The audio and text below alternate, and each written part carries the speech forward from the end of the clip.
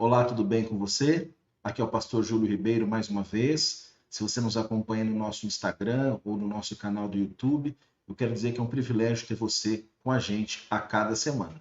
Estamos iniciando uma nova semana, a semana de número 4 desses nossos 3 meses de estudo de temas relacionados ao Evangelho de João. E nesta quarta semana, nós vamos estudar temas muito interessantes a respeito de Jesus e suas testemunhas, pessoas que testemunharam Jesus como o Messias. Eu só quero lembrar a você da importância de você seguir este perfil do Instagram, @prjulio7. Se você ainda não fez também, se inscreva no meu canal do YouTube, também youtube.com/prjulio7. Ative as notificações, toque ali o sininho, marque o sininho e você ficará sempre a par de tudo que está sendo postado em tempo real. E um outro pedido, você está acompanhando por qualquer um desses dois canais, Instagram ou YouTube, compartilhe esse vídeo com pessoas que querem aprender mais a respeito do Evangelho de João. Tudo bem? Então, nesta quarta semana, como eu disse, nós vamos falar a respeito de testemunhas que viram, pessoas que testemunharam Jesus como o Messias. Veja, o Evangelho de João, ele é uma apresentação contínua de evidências que apresentam a realidade. Jesus é o Messias prometido ao povo de Israel no Antigo Testamento. Ele é o Filho de Deus. E desde o início do seu evangelho, João ele tem como objetivo mostrar que Jesus é o cumprimento das profecias lá do Antigo Testamento. E também ele é a esperança de Israel. É aqui dentro desse contexto que Jesus é apresentado como aquele que faz tudo em prol do seu povo. E João, ele utiliza diversas testemunhas que validam essa verdade, de que Jesus é o Messias prometido. O verso para memorizar dessa semana é o que encontramos em João, no capítulo 3, verso 3. Você pode acompanhar comigo a leitura, que diz assim: em verdade, lhe digo que se alguém não nascer de novo, não pode ver o reino de Deus. Essa declaração é central para nós entendermos o propósito da vida e da missão de Jesus. Ele queria trazer um novo nascimento espiritual a todos que nele crescem. Uma reflexão aqui para você a respeito do texto. A cada semana nós fazemos a exegese do texto. A exegese é a arte de extrair do texto informações que às vezes não são vistas de modo tão primário. Aqui, quando nós falamos da estrutura do Evangelho de João, podemos ver que João constrói o seu evangelho em torno de testemunhos, começando com o testemunho de João Batista e passando por outros como André, Pedro, Filipe, Natanael e até Nicodemos. E isso não é apenas uma técnica de narrativa, é um componente essencial na teologia joanina, na teologia de João. No contexto judaico, o testemunho era um meio legal de estabelecer a verdade, como nós podemos ver lá em Deuteronômio, capítulo 19, verso 15, onde 2 ou 3 testemunhas eram necessárias para confirmar um fato. João aproveita esse conceito para trazer múltiplas testemunhas que atestam a identidade de Jesus, criando assim uma narrativa que reforça e legitima, confirma as alegações de que Jesus é o Cristo, que ele é o Messias. Quando nós olhamos aqui para o contexto histórico, dentro da expectativa messiânica, ali no primeiro século, comentamos um pouquinho na lição da semana passada, mas queremos aprofundar aqui. Nós vemos que o tempo em que Jesus viveu foi marcado por uma intensa expectativa messiânica. Havia uma diversidade muito grande de opiniões de quem seria o Messias e de como ele se manifestaria. Para muitos judeus, meus queridos, o Messias seria um líder político ou militar que libertaria Israel do domínio romano. E isso é evidenciado por achados arqueológicos como os manuscritos do Mar Morto. Este é o nome mais popular. O nome correto, o nome técnico seria Manuscritos do Deserto da Judéia. Mas vamos ficar com o nome mais popular, os manuscritos do Mar Morto. Sabe, ali nesses manuscritos, nós encontramos textos apocalípticos sugerindo que viria um Messias na forma de guerreiro, Contudo, o testemunho apresentado por João no Evangelho vai além dessa expectativa política e militar de um Messias. João ele apresenta Jesus como o Cordeiro de Deus que tira o pecado do mundo, como podemos ler no capítulo 1, verso 29 do Evangelho de João. Falando ainda um pouco aqui daquela região em que foram encontrados os manuscritos do Mar Morto, na região de Qumran, nós podemos descobrir que ali naquela região de onde vêm os manuscritos do Mar Morto, onde eles foram descobertos, nós encontramos a expectativa messiânica muito forte, enraizada naquela região, associada à libertação de Israel de opressores estrangeiros. No entanto, o foco de João é mostrar que Jesus veio em primeiro lugar para libertar as pessoas do pecado, que é o maior inimigo da humanidade, e não necessariamente do domínio político. O tema central aqui no estudo desta semana é o verso para memorizar, como lemos em João capítulo 3, verso 3. E a introdução é feita com o tema do novo nascimento, uma parte crucial da mensagem de Jesus. Esse conceito de nascer de novo ou nascer do alto, que vem do grego anoten, é essencialmente espiritual. Não se trata de uma mudança externa ou de uma simples arrumação, de um simples ajuste no comportamento, mas de uma transformação radical da natureza humana. A palavra grega, anotem, ela é ambígua, pois ela pode significar nascer de novo ou nascer do alto. E Jesus utiliza essa ambiguidade para destacar a necessidade de uma regeneração espiritual que só pode vir de Deus. Falando ainda do novo nascimento em João, nós temos aqui uma perspectiva teológica muito grande. Esse conceito de nascer de novo em João não é uma ideia isolada, mas está inserido no contexto mais amplo desse evangelho. A mensagem do novo nascimento reflete para nós aqui o objetivo central de Jesus Cristo. Era trazer vida nova à humanidade. Quando vamos para João 10:10, ele declara: eu vim para que tenham vida e a tenham em abundância. Essa vida abundante é a própria vida de Deus, que é dada a todos aqueles que creem em Jesus. A partir do primeiro capítulo, nós vemos que Jesus é apresentado como a luz verdadeira que ilumina todo homem. João capítulo 1, verso 9. Essa luz não apenas revela o pecado, mas também oferece uma nova forma de viver através da regeneração. E nessa introdução, neste primeiro dia, falando do papel das testemunhas no Evangelho de João, nós vemos que essas testemunhas apresentadas no Evangelho de João não são apenas figuras narrativas, mas representam diferentes reações de pessoas diferentes à pessoa de Jesus. Veja, por exemplo, João Batista, ele reconhece Jesus como o Cordeiro de Deus, antecipando a necessidade de um sacrifício expiatório. Já André e Pedro, quando se encontram com Jesus, eles o reconhecem como o Messias prometido e rapidamente compartilham esta novidade com outros, mostrando a natureza contagiante do testemunho cristão. E quando olhamos aqui para o contexto teológico, a presença de Nicodemos, um fariseu e membro do Sinédrio, como uma testemunha de Jesus, é um elemento muito interessante. Nicodemos, ele representa aqui aqueles que estão dentro de um sistema religioso, mas que são atraídos por Jesus e seus ensinamentos. Sua presença no Evangelho, a presença de Nicodemos, indica a nós que a mensagem de Jesus não era apenas para os de fora, mas também para os que estavam dentro do sistema religioso que já era estabelecido. Nicodemos, embora hesitante, inicialmente buscando Jesus de noite, ele é uma representação do processo de crescimento espiritual e da aceitação gradual da verdade de Cristo. E para você ter ideia de quem era este homem, Nicodemos, a tradição judaica diz que se a nação de Israel ficasse sem recursos, Nicodemos tinha riqueza, patrimônio suficiente para sustentar toda a nação por 10 anos. Veja, Jesus atraindo um homem desse calibre para os seus ensinamentos. E isso traz a nós uma aplicação espiritual muito grande. O que é ser testemunha de Jesus hoje? Assim como João Batista, André, Pedro, e também nós encontramos outros discípulos sendo chamados a ser testemunhas de Jesus no nosso tempo.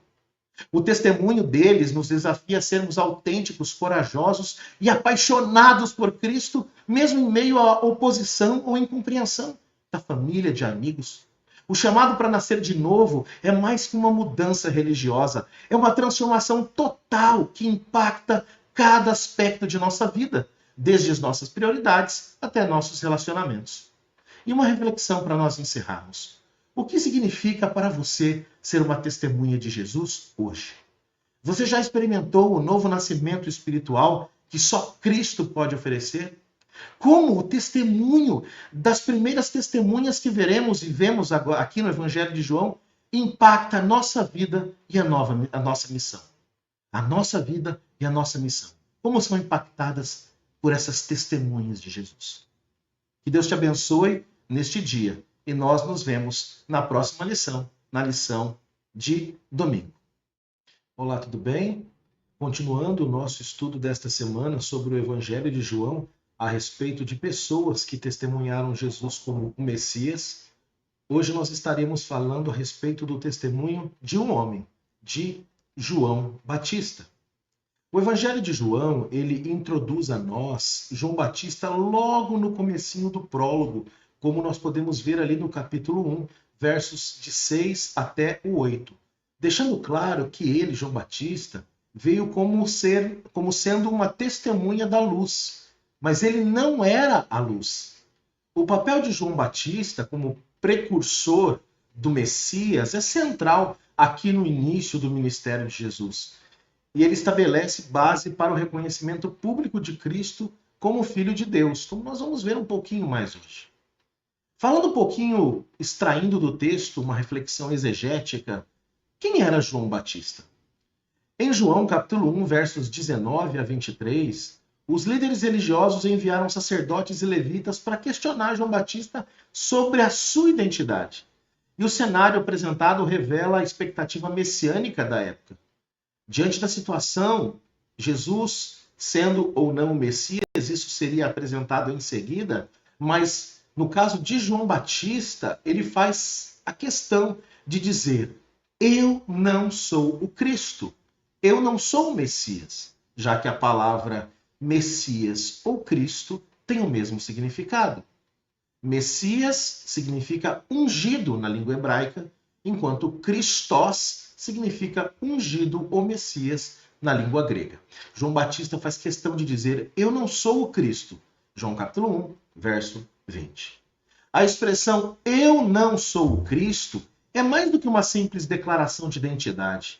No grego, a construção aqui enfática de João Batista, ela é significativa, e indicando para nós uma ênfase que ele faz em não ser algo que muitos estavam esperando que ele fosse. Você se lembra, Jesus usa por 7 vezes no Evangelho de João o termo grego ego eimi, eu sou. Já João Batista faz o uso aqui do verbo grego ser, eimi, com uma declaração negativa, uma negação absoluta. Eu não sou. Ele introduz o termo uk. Uk significa não em grego. Então ele não diz eu sou, pelo contrário, ele faz questão de dizer eu não sou. João Batista ele reforça aqui a ideia de que ele não era o Messias. Ele descarta qualquer equívoco que alguém pudesse ter a respeito dele. Falando um pouquinho do contexto histórico e da expectativa do Messias naqueles dias, no primeiro século, como eu comentei na lição anterior, e em lições anteriores, havia um grande momento de expectativa por um Messias, ou até mesmo 2 Messias. Um que fosse sacerdotal, que viesse cuidar e restaurar a ordem religiosa de Israel, e um outro Messias real, ou político, também militar, que lideraria o povo na libertação do domínio de Roma sobre eles. Essa ideia de 2 Messias é encontrada em vários manuscritos do Mar Morto, os manuscritos do deserto da Judéia, que foram encontrados em Qumran, na metade do século passado. Especialmente, num rolo que se chama Rolo da Regra da Comunidade. E nesse rolo é mencionado um Messias Arão e um de Israel. No entanto, João Batista ele faz a questão aqui de declarar que o seu papel é outro. Ele é uma testemunha. Ele é a voz que clama no deserto, João capítulo 1, verso 23. E ele está aqui apontando para o que está escrito em Isaías capítulo 40, versos 3, 4 e 5. Esse texto é uma profecia sobre a preparação do caminho do Senhor, sugerindo que um arauto, um proclamador, antecederia a chegada de Deus, do Messias. A metáfora de preparar o caminho na antiguidade se referia ao trabalho de nivelar e limpar a estrada antes da chegada de um rei. E João Batista, desse modo, ele não é o rei que eles esperavam, mas o servo que prepara o coração do povo para a chegada do rei verdadeiro. Esse é o papel dele e ele faz questão de enfatizar.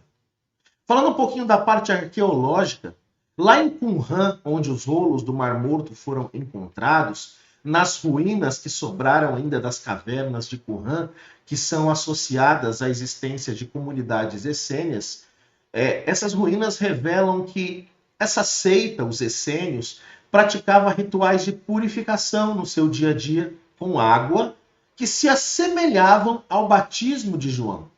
Embora os essênios de João Batista fossem grupos distintos, mesmo que alguns digam que João Batista era essênio, falta na sua vida muitos elementos que comprovem esse pertencimento de João Batista aos essênios, mas isso nos dá uma perspectiva cultural e religiosa de como o batismo era entendido como um símbolo de arrependimento e purificação na preparação para o reino de Deus. Meus queridos, há uma diferença aqui entre o batismo de João Batista e o batismo de Jesus. João Batista deixa claro que seu batismo é com água, enquanto de Jesus será com o Espírito Santo. João capítulo 1, versos 26 e 33. O batismo de João é apenas um sinal externo de arrependimento, enquanto o batismo de Jesus é uma transformação interna e espiritual. Essa distinção para nós é essencial e para João também, pois ele, João Batista, enfatiza que a função dele é preparar o caminho para algo maior, a vinda do Messias, que trará uma nova era de renovação, tanto espiritual quanto geral na vida das pessoas, através do poder do Espírito Santo. E também há algo interessante aqui, meus queridos. Nós encontramos o cumprimento de Isaías 40, versos 1 a 5, em João 1, 23, como mencionei um pouquinho acima, ou antes.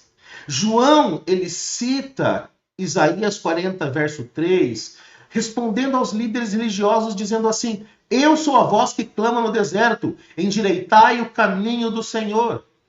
Isso é significativo porque no contexto original de Isaías, a passagem fala de um consolo e de uma restauração que viria para o povo de Israel, indicando que Deus estava prestes a agir em favor dele, do povo. João Batista, portanto, ele está apresentando aqui, se colocando como cumprimento dessa profecia. Ele está preparando o povo para a chegada de Jesus, o Messias prometido. Você sabe, João Batista e Jesus eram primos. Maria era prima de Isabel, mãe de João Batista. E eles tinham ali aproximadamente 6 meses de diferença. João Batista era um pouquinho mais velho. Agora, uma perspectiva teológica aqui. E isso está focado na importância do testemunho de João Batista. Ele é considerado, João Batista, o último profeta do Antigo Testamento e, ao mesmo tempo, o primeiro profeta do Novo Testamento, fazendo assim a transição entre as duas alianças. O papel de João Batista como testemunha é fundamental para estabelecer a legitimidade messiânica de Jesus. No Evangelho de João, testemunhar é um tema central, não apenas para João Batista, mas para todos que se encontram com Jesus. O testemunho aqui de João Batista é humilde e centrado em Cristo. Lá em João capítulo 1, verso 27, ele declara: aquele que vem depois de mim é mais poderoso do que eu, cujas sandálias eu não sou digno de desamarrar. Esse gesto de desamarrar as sandálias era uma tarefa feita era uma tarefa que era feita por escravos, era a função de escravos. destacando humilhação e submissão. Agora, João aqui ele está diante de todos com essa declaração, destacando que ele se humilha e se submete diante da grandeza de Jesus. Nem desamarrar as sandálias, que era um ato feito por um escravo, ele era digno de fazer. Isso enfatiza a natureza radical do discipulado cristão, onde o foco está totalmente em Cristo e não no testemunho próprio. Agora, uma pergunta para você. O que nós aprendemos com João Batista? O testemunho de João Batista nos ensina sobre humildade, foco e submissão à missão que Deus nos deu. João ele não buscava reconhecimento pessoal, mas apontava para Jesus. O seu exemplo nos chama a ser fiéis testemunhas de Cristo, não buscando glória pessoal, mas direcionando todo o verdadeiro momento de glória para o Messias.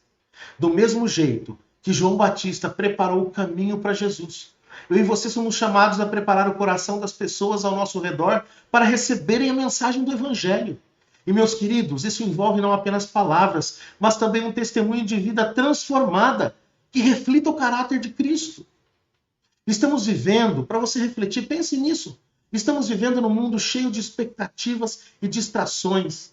E desse modo, como eu e você podemos ser uma voz que clama no deserto, testemunhando com clareza e humildade sobre quem é Jesus? Pense nisso.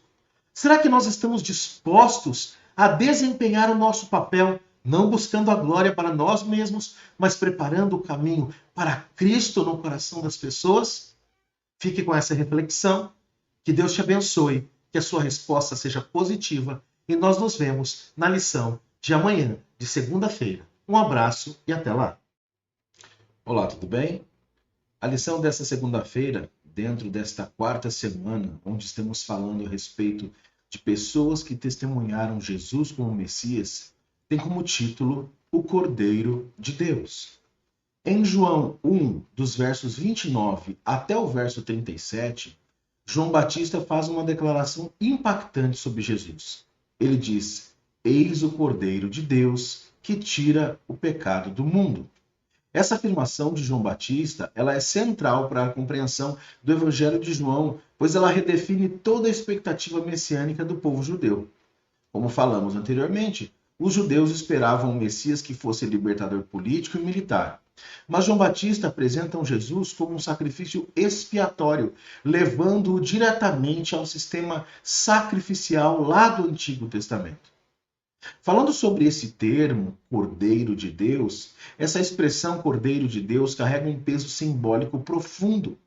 Na tradição judaica, o cordeiro era um símbolo de sacrifício, especialmente associado à Páscoa, como você pode ver lá em Êxodo, no capítulo 12.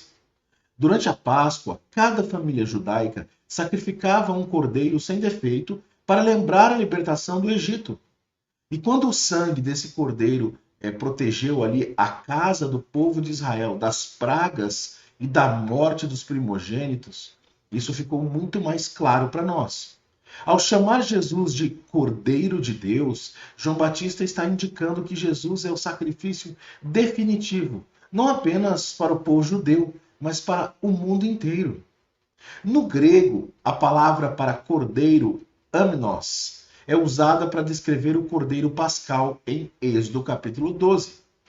Na Septuaginta, que é uma tradução grega do Antigo Testamento, nós encontramos este termo, amnos, como substituindo o termo hebraico no caso de Êxodo capítulo 12. A escolha dessa palavra, conecta diretamente Jesus ao Cordeiro Pascal e enfatiza que ele, Cristo, é o cumprimento final de todos os sacrifícios que apontavam para a redenção. Essa visão é reforçada quando lemos Isaías, capítulo 53, verso 7, que descreve o servo sofredor como um cordeiro que foi levado ao matadouro. Jesus, como Cordeiro de Deus, e isso é um ponto teológico importante, Jesus, como Cordeiro de Deus, não é apenas uma figura de redenção, mas também uma declaração do seu papel substitutivo na salvação. Jesus não veio para ser um conquistador terreno, mas sim para ser o sacrifício que reconciliaria, que reconectaria a humanidade com Deus. Quando falamos do contexto histórico do que é o sacrifício, nós sabemos que, ou descobrimos que, para os judeus do primeiro século, o cordeiro sacrificial era uma parte essencial na vida religiosa. O Templo de Jerusalém era o centro do culto e os sacrifícios eram oferecidos diariamente. O Cordeiro Pascal, ou Cordeiro da Páscoa em particular, tinha uma importância singular, diferente. Ele representava não apenas a libertação física do Egito, mas também a esperança de uma libertação espiritual que viria no futuro. Em escavações arqueológicas realizadas na área do templo, ali na região de Jerusalém, foram encontradas ossadas de cordeiros, indicando a frequência e a importância dos sacrifícios durante o período do Segundo Templo. Isso reforça a imagem cultural e religiosa do cordeiro como central na prática judaica, mostrando, meus queridos, o quão impactante foi a declaração de João Batista ao apontar Jesus como Cordeiro de Deus. E falando da missão de Jesus como Cordeiro, quando nós identificamos Cristo como sendo o Cordeiro de Deus, ou quando João faz essa identificação, João Batista está aqui redefinindo o papel do Messias. Em vez de em vez de um líder militar que expulsaria os romanos, Jesus seria aquele que enfrentaria o maior inimigo da humanidade, o pecado. Essa missão de Jesus é ilustrada quando lemos Marcos capítulo 10, verso 45, onde ele diz: não para ser servido, mas para servir e dar a sua vida em resgate de muitos. Lá em Romanos também, capítulo 5, verso 6, essa visão é completada. Ali é afirmado que Cristo morreu por nós quando ainda éramos fracos, pecadores, destacando o caráter substitutivo e redentor da sua morte. Já na primeira carta de Pedro, no capítulo 2, verso 24, nós vemos que Jesus levou em seu corpo os nossos pecados sobre o madeiro, sobre a cruz. E isso confirma também o seu papel como sacrifício expiatório que traz a cura espiritual. E qual é a importância teológica do sacrifício de Jesus? A identificação de Jesus como o Cordeiro de Deus tem um significado teológico muito mais profundo. O conceito de expiação, de substituição, está no centro da doutrina cristã. E João Batista está destacando essa verdade logo no começo do Evangelho. O sacrifício de Jesus não é apenas um evento histórico, mas é o ato central que transforma a relação entre Deus e a humanidade. Lá em Gênesis capítulo 3, verso 15, Deus prometeu um redentor que esmagaria a cabeça da serpente. E ao longo do Antigo Testamento, esse redentor é descrito como alguém que sofreria no lugar do povo. Leia depois Isaías, o capítulo 53. João Batista, quando ele identifica Jesus como Cordeiro, ele está mostrando que Jesus é o cumprimento de toda a tipologia sacrificial que acontecia ali no Antigo Testamento. Assim como o Cordeiro Pascual, ou Pascal, salvou todos os israelitas do juízo, da condenação de Deus no Egito, o sacrifício de Jesus nos salva da condenação do juízo eterno. Isso é essencial para nós entendermos que o Messias veio primeiro para salvar do pecado e depois, em segundo lugar, para reinar como rei prometido. Aqui existe algo muito importante, uma aplicação espiritual para mim e para você. Você já se perguntou o que significa Jesus ser o Cordeiro? Queridos, reconhecer Jesus como o Cordeiro de Deus desafia a mim e a você, a todos nós, a considerarmos o custo da nossa redenção. O sangue derramado na cruz não foi apenas um gesto de amor, mas foi o preço pago para nos libertar do pecado. Isso nos chama a viver em gratidão, em santidade e em obediência a Deus, sabendo que fomos comprados por um alto preço, como está descrito em primeira carta de Paulo aos Coríntios, capítulo 6, verso 20. Agora, para você refletir, como o sacrifício de Jesus impacta a maneira como você vive a sua fé? Pense. Outra pergunta, eu e você, será que nós reconhecemos o significado profundo de Jesus como Cordeiro de Deus na nossa vida diária?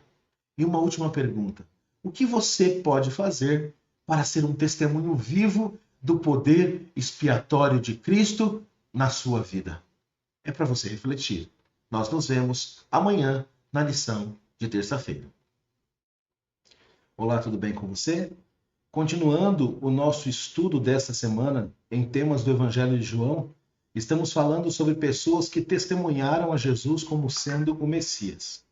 E hoje, especificamente, na terça-feira, temos o estudo a respeito de dois homens que foram testemunhas muito fortes a respeito disso. Estamos falando dos dois discípulos de João Batista. Em João capítulo 1, versos 35 a 39, o evangelista João descreve um momento decisivo no ministério de Jesus e no chamado dos dois primeiros discípulos. Quando João Batista vê Jesus passando, ele novamente declara: "Eis o Cordeiro de Deus." Lá em João 1,36 você pode ver essa declaração.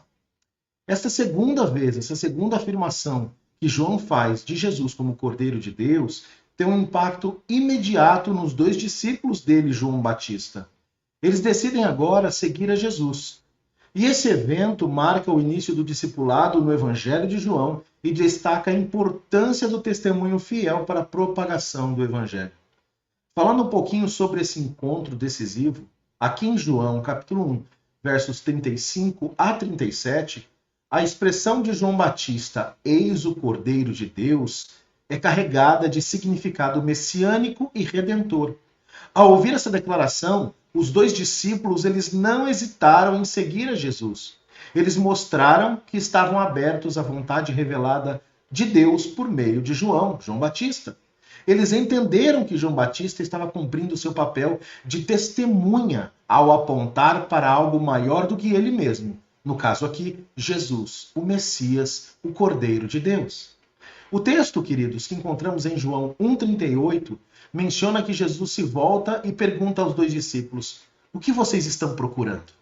Essa é a primeira frase de Jesus no Evangelho de João, e ela tem um significado profundo.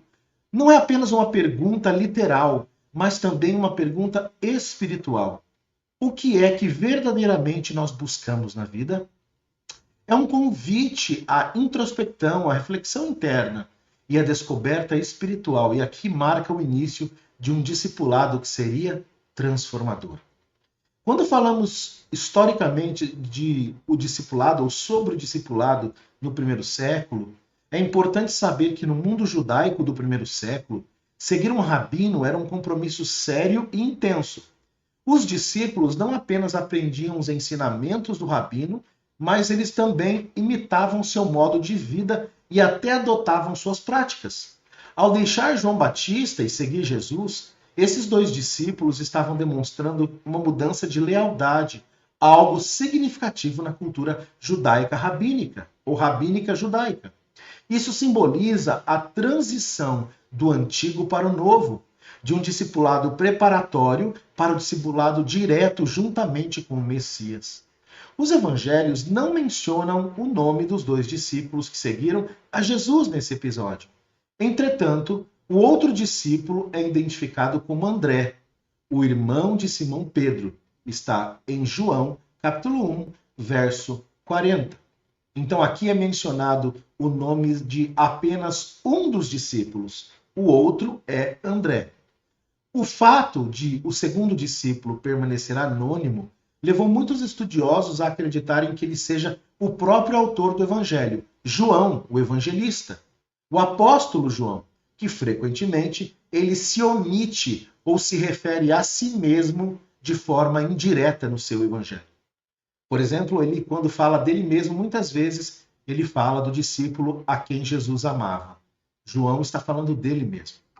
Falando um pouco aqui a respeito da arqueologia, há uma relevância de Betânia aqui neste encontro. Esse encontro acontece além do Rio Jordão. Nós encontramos isso em João, capítulo 1, verso 28. E lá é um lugar de grande importância no início do ministério de Jesus, Betânia. Escavações arqueológicas em áreas próximas ao Rio Jordão revelam locais de peregrinação que remontam ao período bizantino, indicando que a tradição de Betânia como local do batismo de Jesus é antiga e muito bem estabelecida. Isso reforça o cenário histórico do Evangelho e a autenticidade geográfica dos eventos descritos por João. O significado de passar o dia com Jesus também é muito importante. Quando os dois discípulos perguntaram a Jesus aonde ele estava hospedado, a resposta de Jesus é um convite simples, mas poderoso. Venham e vejam. João capítulo 1, verso 39. Eles então passam um dia com ele. E aqui o que nós vemos no contexto judaico é que passar o dia com ele representava mais do que um simples encontro. Simbolizava um convite para um relacionamento mais profundo e íntimo com o Mestre. Passar tempo com Jesus era o início de uma jornada de transformação, não apenas uma troca de ideias. Esse conceito de vir e ver, o vem e vê, é central no Evangelho de João. Jesus convida as pessoas a uma experiência pessoal com ele, algo mais do que um conhecimento simplesmente teórico. O verbo ver no grego, que nós pronunciamos como horal, esse verbo no grego ele tem um significado mais profundo, envolvendo não apenas uma visão física. É mais do que apenas ver ou enxergar. É olhar de forma profunda. Também tem uma percepção espiritual. Jesus está convidando aqui os discípulos a verem de fato quem ele é, o Messias que transforma a vida. E também há um papel central aqui para André. André, como testemunha, ele tem um papel central. Ele é um dos dois discípulos que seguiram a Jesus. E rapidamente ele se torna um exemplo de testemunha ativa. Lá em João capítulo 1, verso 41, vemos que André vai imediatamente até seu irmão, Simão Pedro, e diz: achamos o Messias. A declaração de André é simples, direta e carregada de alegria. Isso revela para nós um ponto importante do discipulado. Aqueles que verdadeiramente encontram a Jesus não podem deixar de compartilhar essa descoberta com outros. Queridos, o ato de André de trazer seu irmão a Jesus é um exemplo clássico do evangelismo pessoal e relacional. Ao invés de uma abordagem teórica, teológica complexa, André simplesmente compartilha sua experiência e convida seu próprio irmão, alguém próximo a ele, a conhecer a Jesus. Essa abordagem continua sendo um modelo eficaz de testemunho para os cristãos hoje. Compartilhar a descoberta pessoal de Cristo de forma autêntica e direta com aqueles que estão próximos a nós, amigos, parentes, vizinhos. Dentro deste relato também, dos dois discípulos como testemunhas, há uma perspectiva teológica muito importante relacionada ao conhecimento de Jesus sobre seus discípulos. Quando Simão é trazido a Jesus, ele imediatamente o chama de Cefas, ou Pedro. Isso está em João 1,42, indicando que Jesus não apenas o conhece, mas já vê o seu potencial e o que ele vai se tornar no futuro. Isso reflete o tema joanino de que Jesus conhece profundamente aqueles que o seguem. No Evangelho de João, meus queridos, vemos várias vezes que Jesus conhece o interior da pessoa. Leia depois João capítulo 2, versos 24 e 25, e também João capítulo 4, versos 17, 18 e 19. Isso ressalta a sua divindade, a sua onisciência. Ele sabe todas as coisas. Mas essa mudança do nome de Simão, não é, para Cefas ou Pedro, também é teologicamente significativa. Na cultura bíblica, a mudança de nome simboliza uma nova identidade e uma nova missão dada por Deus. Assim como Deus mudou o nome de Abrão para Abraão e mudou o nome de Jacó para Israel, Jesus muda o nome de Simão para Pedro, sinalizando o papel fundamental que ele iria desempenhar no futuro na igreja primitiva. E qual é a aplicação espiritual para nós a respeito deste estudo? Vamos falar da resposta ao convite de Jesus. O episódio dos dois discípulos de João Batista nos convida a refletir sobre o nosso próprio relacionamento com Jesus. Assim como aqueles discípulos, nós somos chamados a seguir o Cordeiro de Deus e responder ao convite de Jesus para vir e ver. Vem e vê. Isso implica um compromisso pessoal, uma entrega que vai além de palavras e se torna uma experiência transformadora. Uma reflexão para terminarmos aqui. O que significa para você vem e vê em relação a Jesus? O que significa vir e ver hoje para você? Se Jesus diz isso para você, como você reagiria? Como essa experiência diária com Cristo impacta a maneira que você compartilha a fé com outros? Queridos, nós somos desafiados a não apenas conhecer a Jesus teoricamente, mas a caminhar com Ele diariamente, permitindo que a sua presença nos transforme e nos mova a testemunhar da sua graça, misericórdia e amor a todos os outros. Que Deus te abençoe e nos vemos na lição de amanhã. Olá novamente para mais um momento de estudo dos temas do Evangelho de João. E esta semana temos falado a respeito de pessoas que testemunharam a Jesus como Messias. E a respeito deste tema desta semana, hoje eu quero abordar com você algo muito interessante a respeito de dois outros homens, dois discípulos de Cristo, que também foram testemunhas. Estamos falando de Filipe e de Natanael. Em João capítulo 1, versos 43 até 51, o Evangelho apresenta o chamado de duas pessoas, Filipe e Natanael, destacando como Jesus atraiu esses dois homens para o seu círculo de discípulos. O encontro de Filipe e Natanael, e Jesus também, revela aspectos importantes sobre o discipulado, o preconceito e sobre a verdadeira natureza de Cristo. Quando acontece de Filipe identificar Jesus, há algo bem interessante aqui. Lá em João 1, 43, 44 e 45, vemos Filipe sendo chamado diretamente por Jesus.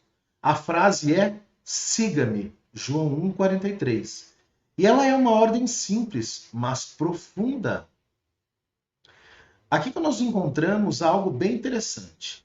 Na língua grega, o verbo seguir, akoluteo, significa não apenas uma ação física de caminhar atrás de alguém, mas também representa um compromisso pessoal com o discipulado, um conceito central no Evangelho de João. Queridos, Filipe rapidamente compartilha a boa notícia com Natanael, dizendo: achamos aquele de quem Moisés escreveu na lei e a quem se referiam os profetas, Jesus de Nazaré, o filho de José. João 1,45. Filipe não apresenta Jesus apenas como Messias, mas como o cumprimento das Escrituras. Essa abordagem ela é significativa porque os judeus eles conheciam bem as promessas messiânicas na lei de Moisés e nos profetas. Filipe está indicando aqui que Jesus não é apenas uma figura carismática, mas ele é o cumprimento das profecias do Antigo Testamento. E dentro do contexto histórico deste fato, há aqui o preconceito de Natanael. Natanael, ao ouvir que Jesus era de Nazaré, ele reage com ceticismo, com descrença. João 1,46 diz que ele falou: de Nazaré pode vir alguma coisa boa? Nazaré era uma pequena aldeia da Galiléia, considerada insignificante em termos culturais e religiosos. Algumas escavações arqueológicas revelaram que Nazaré era um vilarejo muito simples, sem importância econômica ou política, de cidades como Jerusalém ou Cafarnaum. Isso reforça o motivo pelo qual Natanael, como muitos outros judeus, tinham dificuldade de aceitar que o Messias pudesse vir de um lugar tão simples, tão humilde. A reação de Natanael também reflete um preconceito mais profundo que existia na sociedade judaica da época. Os judeus da Judéia geralmente desprezavam os galileus, considerando-os menos importantes ou menos observantes da lei e influenciados por costumes gregos gentios. No entanto, a resposta de Filipe é significativa. Ele não debate ou tenta convencer Natanael com argumentos. Ele simplesmente usa uma frase que nós já ouvimos o próprio Jesus falando na lição de ontem. Venha e veja, João 1,46. Essa frase é mais do que um convite para o encontro físico com Jesus. É um convite para uma experiência de transformação. E há algo teologicamente profundo aqui nesse encontro com Jesus. Ao ver Natanael se aproximando, Jesus descreve Natanael como um verdadeiro israelita em quem não há falsidade, João 1,47. Essa afirmação é interessante em vários aspectos. Primeiro, o termo verdadeiro israelita pode ser visto como uma referência à transformação espiritual que Deus desejava para o seu povo, uma alusão à pureza interior, mais do que apenas uma descendência física de Jacó ou de Israel. Em segundo lugar, a ausência de falsidade aponta para a sinceridade de Natanael na sua busca pela verdade, mesmo que ele tivesse preconceitos. Quando Natanael pergunta a Jesus no verso 1,48, de onde me conheces? Jesus responde, eu o vi debaixo da figueira, antes de Filipe chamá-lo. A menção à figueira tem um simbolismo também significativo no contexto judaico. As figueiras eram associadas à paz e prosperidade em Israel. Você pode ler depois Miqueias, capítulo 4, verso 4. E elas eram também, as figueiras, frequentemente usadas como um tipo de lugar de adoração e de estudo das Escrituras. A declaração de Jesus de que viu Natanael debaixo da figueira é uma revelação do seu conhecimento divino, algo que não poderia ser percebido por meios naturais. Jesus demonstra aqui a sua onisciência, uma característica que só Deus possui. Ele conhece Natanael intimamente, mesmo antes de tê-lo encontrado. Assim como ele conhece a cada um de nós também. Isso se alinha com outros momentos do Evangelho de João, onde a onisciência de Jesus é destacada. Como falei ontem, João 2, 24 e 25 e João 4, 17, 18 e 19. E logo após esse encontro, há uma confissão de Natanael. Ele chama a Jesus de Rabi, Filho de Deus, Rei de Israel. O encontro de Jesus com Natanael leva Natanael a uma confissão extraordinária, descrita em João 1,49. Rabi, tu és o Filho de Deus, tu és o Rei de Israel. Essa confissão reflete uma profunda transformação em Natanael, que passa da descrença e ceticismo ao reconhecimento de Jesus como Messias, Filho de Deus. O título Filho de Deus não é meramente uma expressão de respeito, mas é uma declaração messiânica. No Antigo Testamento, Filho de Deus é um título messiânico, como você pode ver em Salmos, no Salmo 2, capítulo 2, Salmo 2, verso 7, perdão. E ali há uma indicação de que o Messias teria uma relação especial com Deus. O reconhecimento de Jesus como Rei de Israel também é muito significativo, porque ele aponta para o cumprimento das expectativas messiânicas de um governante que traria redenção ao povo de Deus, ainda que de maneira espiritual e não política, como muitos estavam esperando. E aqui tem uma outra coisa bem interessante, que é a aplicação de ver Jesus. Assim como Filipe convidou Natanael para vir e ver, nós somos chamados a fazer o mesmo em nosso testemunho. Discipulado envolve levar outros a uma experiência direta com Cristo, permitindo que eles descubram quem Ele é através de um encontro pessoal. Isso não significa apresentar um Jesus teórico, não, mas, queridos, um Salvador real que transforma vidas. O exemplo de Natanael também nos ensina a superar preconceitos e julgamentos precipitados. Ele inicialmente rejeitou a possibilidade de um Messias vindo de Nazaré. Mas sua sinceridade na busca pela verdade permitiu que Natanael reconhecesse Jesus como Filho de Deus. Dessa mesma forma, eu e você, nós devemos estar dispostos a deixar de lado preconceitos e expectativas pessoais para nos abrirmos à verdadeira identidade de Jesus e ao seu chamado para a nossa vida. Reflita comigo, pense, como podemos ser mais como Filipe, convidando outros a ver Jesus? E como nós podemos ser mais como Natanael, estando dispostos a superar nossos preconceitos e permitir que Cristo revele quem Ele realmente é? São perguntas de hoje para a nossa reflexão. Que Deus te abençoe e te dê um excelente dia e nos vemos amanhã na lição de quinta-feira. Olá, tudo bem com você? Na lição de hoje, quinta-feira, dentro do guia de estudos temas do Evangelho de João, esta semana estamos estudando a respeito de pessoas que testemunharam a Jesus como Messias. E neste dia iremos então falar sobre o testemunho de alguém muito importante, o testemunho de Nicodemos. O encontro de Nicodemos com Jesus, registrado ali em João, capítulo 3, versos 1 até o 21, é um dos diálogos mais profundos do Evangelho de João. E ele aborda o tema central do novo nascimento e da necessidade de uma experiência espiritual autêntica, não apenas teórica. Nicodemos era um membro influente do Sinédrio, um mestre respeitado em Israel. A sua busca por Jesus é carregada de implicações teológicas e espirituais. Em João capítulo 3, verso 1, nós vemos a chegada de Nicodemos até Jesus. E este verso apresenta Nicodemos como um mestre em Israel, que indica que ele não era apenas um fariseu, mas um estudioso das Escrituras, um líder espiritual entre os judeus. Ele visitava Jesus à noite, provavelmente para evitar ser visto por outros membros do Sinédrio, pois havia um grande risco associado ao contato com Jesus, que já era, naquele tempo, uma figura polêmica.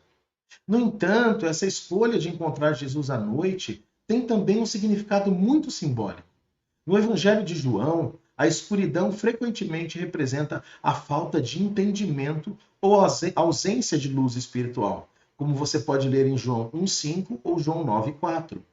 A chegada de Nicodemos durante a noite é um reflexo da sua própria condição espiritual. Um homem que, apesar de ter conhecimento das Escrituras, estava ainda na escuridão espiritual e precisava da verdadeira luz, a luz de Cristo.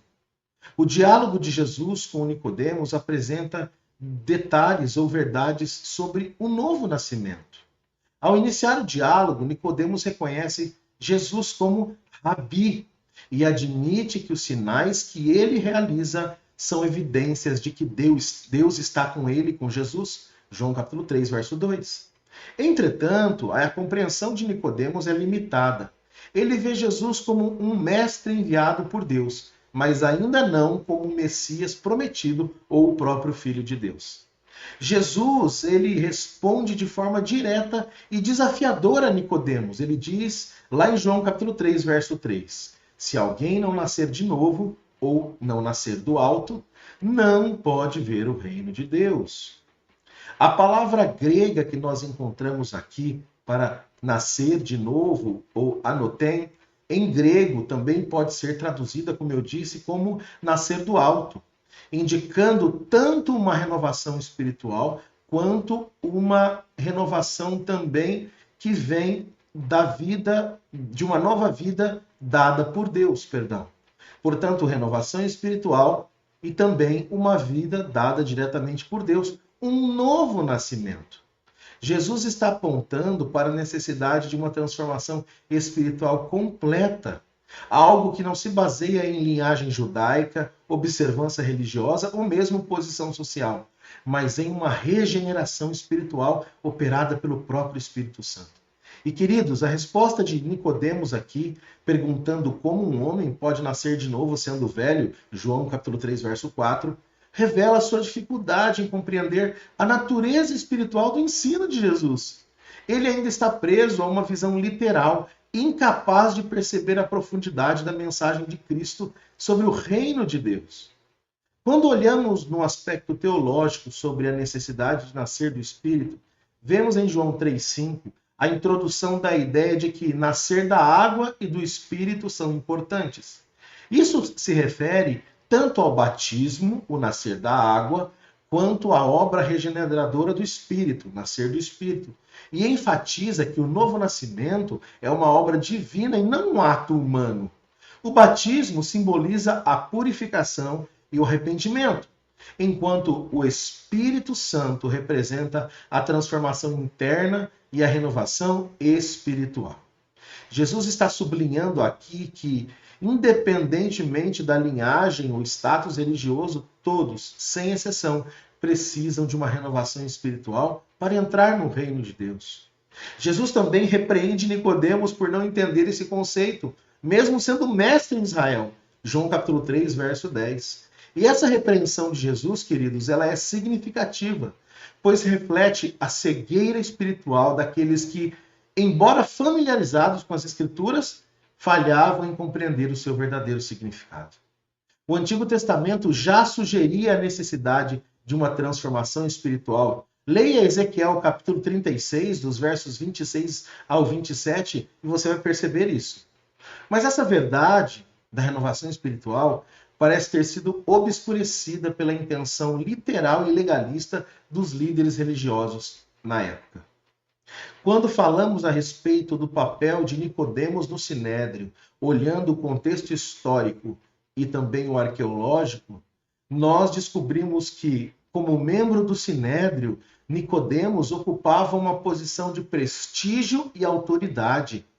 O Sinédrio era a suprema corte judaica, composta por sacerdotes, anciãos e escribas.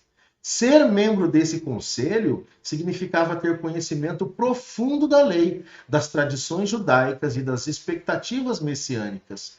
Isso torna o encontro de Nicodemos com Jesus ainda mais notável, pois ele representa uma busca sincera por respostas, apesar de sua responsabilidade e da pressão dos seus colegas. Historicamente falando, o Sinédrio desempenhava um papel crucial na vida religiosa e política de Israel.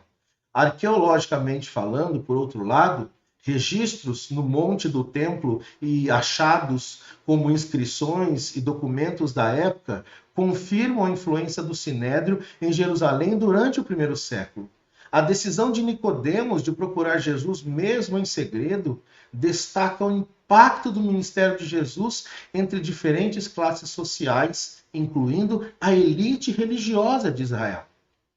A tradição judaica diz que Nicodemos era alguém tão possuidor de recursos financeiros que ele poderia sustentar a nação por 10 anos, caso fosse necessário. Também há relatos que apontam que Nicodemos não seria um dos principais, mas sim o principal entre os judeus. Bem, fato é que esse testemunho final de Nicodemos, apesar das suas dúvidas iniciais, aparece novamente em dois momentos aqui cruciais do Evangelho. Em João 7, versos 50 a 52, Nicodemos defende Jesus de maneira cautelosa diante do Sinédrio, sugerindo que ele merece ser julgado de forma justa. Em João capítulo 19, verso 39, Nicodemos traz uma quantia significativa de mirra e aloés para o sepultamento de Jesus, indicando um respeito e um compromisso mais profundos. Essa evolução de Nicodemos de apenas um visitante noturno para um defensor público de Jesus é um testemunho do poder transformador de Cristo. E aqui há uma necessidade grande de nascer de novo. A representação desta necessidade é dada através do encontro de Nicodemos com Jesus. E esse encontro nos lembra que todos, independentemente da situação, do status social, do conhecimento político ou religioso, precisam de um novo nascimento. O convite de Jesus para nascer de novo é um chamado à rendição total e à aceitação de uma nova vida em Cristo. Mas isso só pode ser operado, meus queridos, pelo poder do Espírito Santo. Nicodemos aqui, ele representa muitos que, embora familiarizados com a religião, ainda precisam de uma experiência de conversão verdadeira e genuína.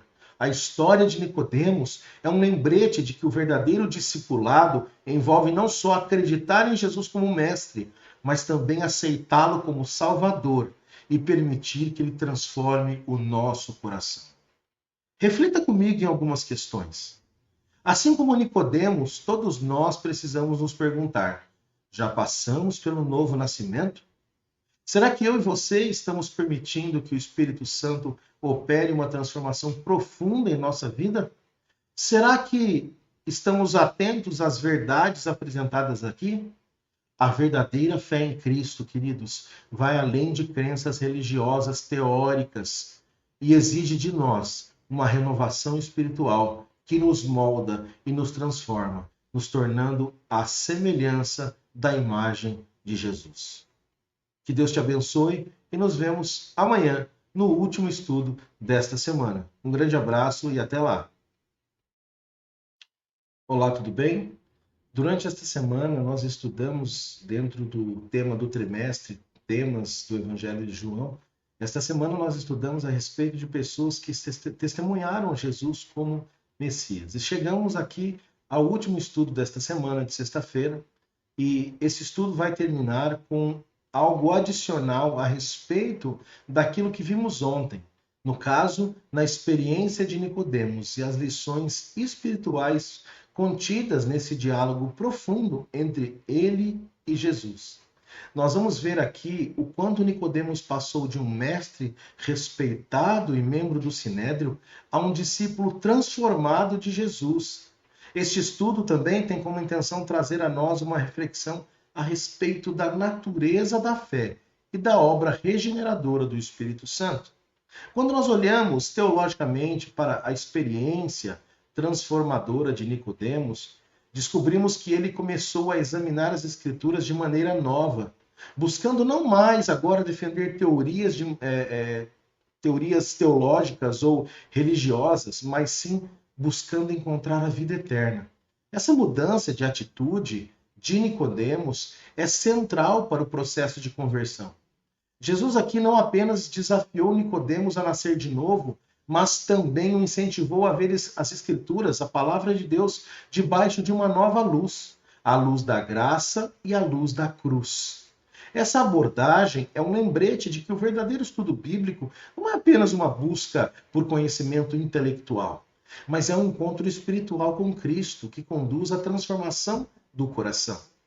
O diálogo de Nicodemos com Cristo ressalta que a fé não é apenas uma crença abstrata, mas um meio de se apegar aos méritos de Jesus. A fé do nosso Salvador, não é? É importante dentro deste conceito. Esta fé no Salvador não é apenas um meio pelo qual nós nos apropriamos da graça e dos méritos. Pelo contrário, a fé em Cristo também é um remédio contra o pecado. E a verdadeira fé leva ao arrependimento e à nova vida de obediência à vontade de Deus. Como já comentamos anteriormente, Nicodemos era membro do Sinédrio, a suprema corte religiosa e política de Israel. Ele tem uma posição de destaque no Sinédrio, mas a busca dele por Jesus indica que mesmo entre a elite da época, havia aqueles que estavam dispostos a buscar a verdade de forma sincera. No entanto, a busca de Nicodemos foi marcada por muitas dificuldades. Ele precisou superar preconceitos teológicos, preconceitos culturais e até preconceitos pessoais para entender plenamente o ensino de Jesus sobre o novo nascimento.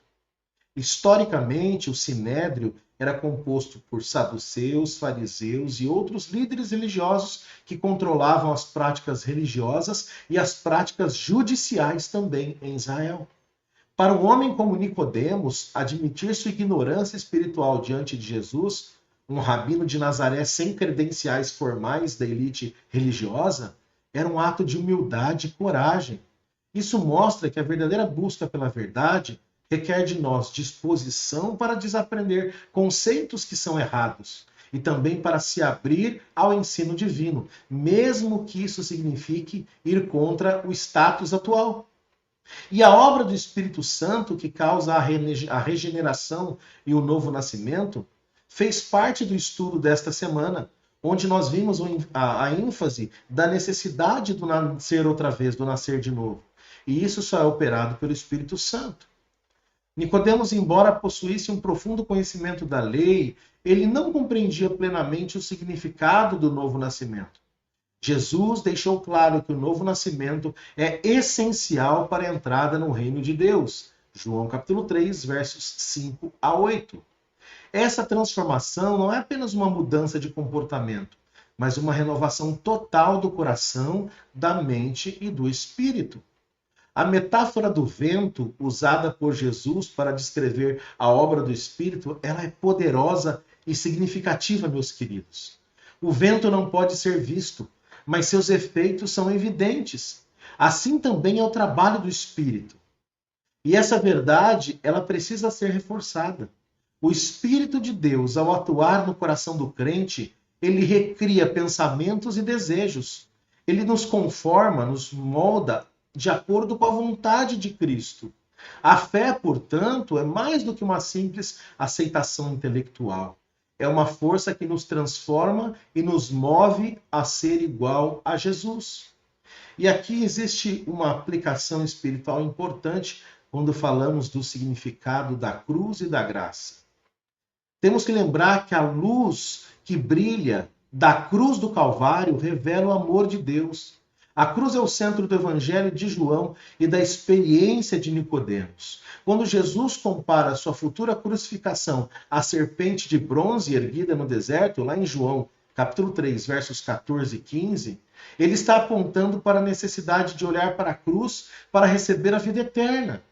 Assim como os israelitas no deserto precisavam olhar para a serpente para serem curados, precisamos olhar para a cruz de Cristo, para o Cristo crucificado para sermos salvos. Essa verdade, meu querido irmão, minha querida irmã, ela é destacada quando nos lembramos que se nós simplesmente não resistirmos a essa atração, seremos levados ao pé da cruz e ao arrependimento pelos pecados que crucificaram o Salvador. Nós precisamos aqui lembrar que a obra de salvação é inteiramente dependente da graça de Deus e do sacrifício de Cristo, no qual somos atraídos através do Espírito. Algumas reflexões para nós finalizarmos o estudo desta semana. Primeiro, falando de João Batista e do sucesso espiritual. Do ponto de vista humano, o ministério de João Batista pode não parecer um sucesso, já que ele foi preso, foi executado por Herodes. No entanto, ele cumpriu seu papel de preparar o caminho para o Messias e de ser uma testemunha fiel até o fim. O verdadeiro sucesso espiritual, portanto, não é medido por resultados visíveis ou aprovação humana, mas pela fidelidade ao chamado de Deus. Um segundo ponto a destacar é a dúvida de João Batista. Mesmo João Batista expressou dúvidas sobre Jesus enquanto estava na prisão. Leia depois Mateus capítulo 11, versos 2 e 3.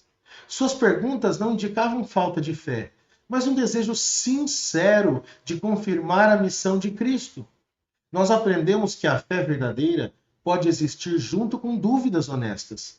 Jesus não condenou João Batista pelas dúvidas, mas lhe deu uma resposta que fortaleceu a ele espiritualmente. Leia depois Mateus 11, 4, 5 e 6. Os versos 4 a 6.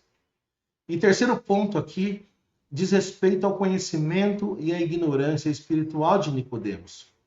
A experiência de Nicodemos, nos ensina que o conhecimento intelectual, ele não é o suficiente. O conhecimento intelectual das Escrituras não é o suficiente para a salvação.